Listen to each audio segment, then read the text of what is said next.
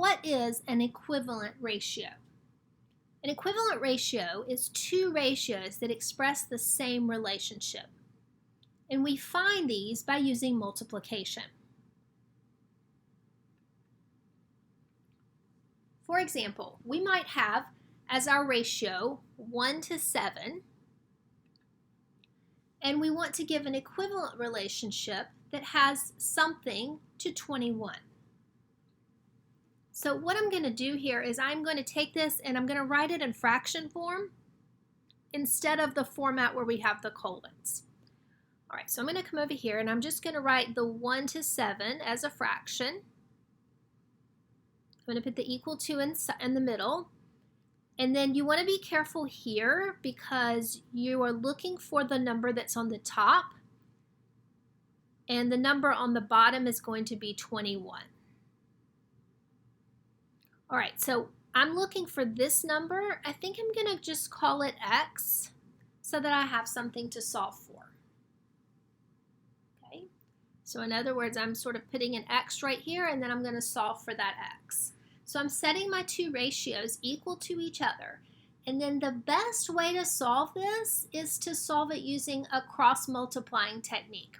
So I'm going to take the 1 and the 21. So right here, I'm going to multiply those two numbers together. So 1 times 21 is 21.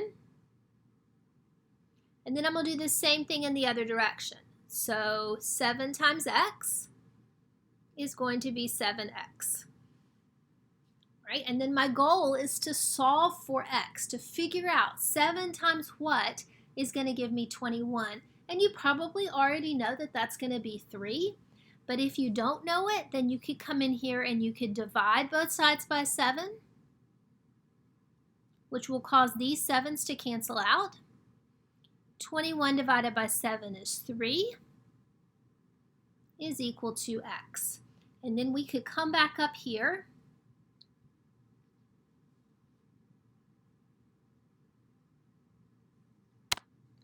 and we could put our 3 in the blank.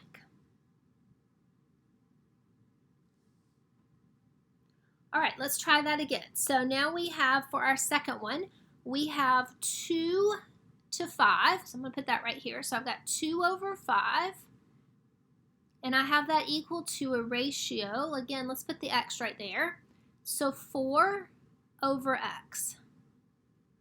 We're going to do the same thing. We're going to cross multiply. So I'm going to multiply on the diagonal. So 2 times x, which is going to give me 2x. And then 4 times 5, which is going to give me 20. So again, I want to come up with something where when I multiply it by 2, I get 20. And we probably already know that that's 10, but if we don't, we'll divide both sides by 2, which will make those 2's cancel out, and 20 divided by 2 is equal to 10.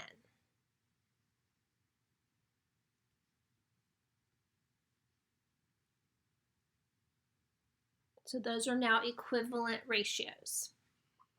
All right, our next example, we have 10 to 3. And we're going to set that equal to 5 over x. And again, we're going to cross multiply. So I'm going to do 10 times x, which is going to be 10x. And then I'm going to do 5 times 3, which is going to be 15. Now, this one may not be as obvious what the answer is, so I'm going to go ahead and do my division. I'm going to divide both sides by 10 in order to get that x by itself. That'll make it cancel over here. And then I'm going to put the 15 divided by 10 in my calculator. And when I do that, I'm going to get 1.5.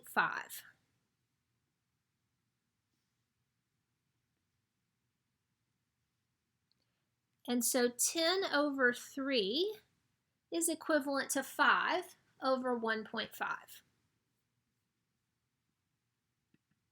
All right, we're going to try one more set of these just to get a little more practice in. We're going to try to move through these a little bit quicker though. All right, so our first one, we have 12 over 13. And we're going to set it equal to x over 260.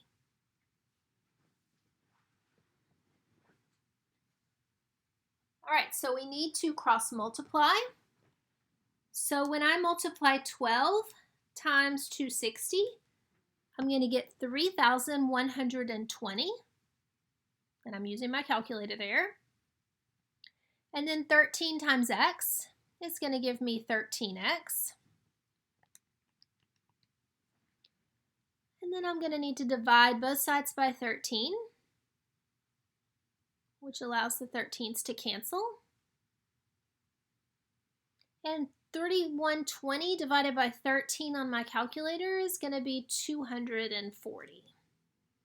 So we'll go ahead and add that into our blank, and we now have equivalent ratios.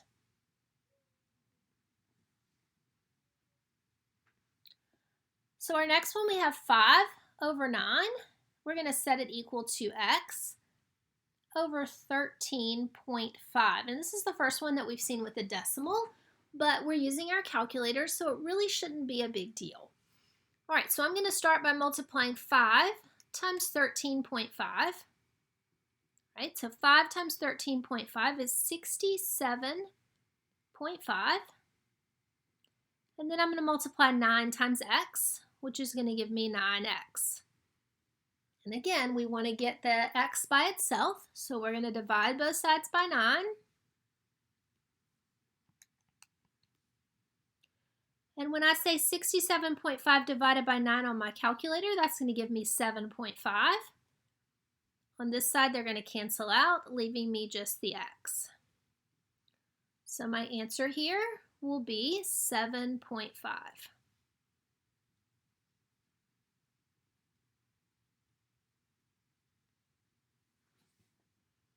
All right, in our final one, we have 4 over 7 is equal to 28 over x. So we're going to cross multiply. 4 times x gives me 4x. And then 7 times 28 gives me 196. We're going to divide both sides by 4, which will make the 4's cancel out over here, leaving me just the x. And 196 divided by 4 is going to be 49.